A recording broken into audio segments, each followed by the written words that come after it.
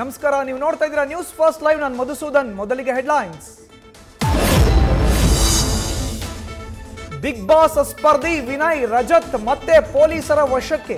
ಮಚ್ಚು ಹಿಡಿದು ರೀಲ್ಸ್ ಮಾಡಿದ್ದ ಸ್ಥಳಕ್ಕೆ ಕರೆದೊಯ್ದು ಮಹಜರು. ಸ್ಥಳ ಮಹಜರು ಬಳಿಕ ಸಾಕ್ಷಿ ನಾಶದ ಸೆಕ್ಷನ್ ಹಾಕಲು ಚಿಂತನೆ.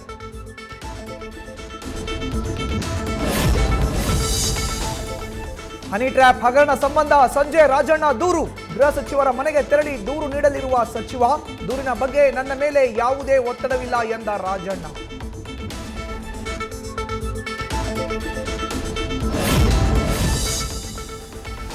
ಬಿಜೆಪಿ ಆಡಳಿತದಲ್ಲಿ ಸ್ವಾಮೀಜಿ ಫೋನ್ ಟ್ಯಾಪಿಂಗ್ ಆಗಿತ್ತು. ಏನಾದ್ರೂ ಆದ್ರೆ ಪ್ರೂವ್ ಮಾಡ್ಬೇಕಲ್ವಾ? ನಮಗೆ ಟೈಮ್ ಇಲ್ಲ, ನಾವ್ಯಾಕೆ ಬೇರೆಯವರ ಫೋನ್ ಕಾಲ್ ಕೇಳಬೇಕು? ಸಚಿವ ಚಲುವರಾಯಸ್ವಾಮಿ ಪ್ರತಿಕ್ರಿಯೆ.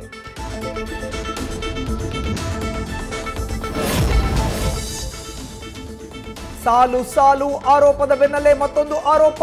ಸ್ಮಾರ್ಟ್ ಮೀಟರ್ ಟೆಂಡರ್ನಲ್ಲಿ 15,568 ಕೋಟಿ ಅಕ್ರಮ.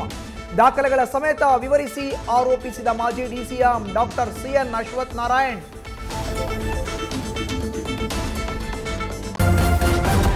ನ್ಯೂಸ್ ಫಸ್ಟ್, ನಿರ್ಭೀತಿಯಿಂದ ನಿಮ್ಮ ಪರವಾಗಿ.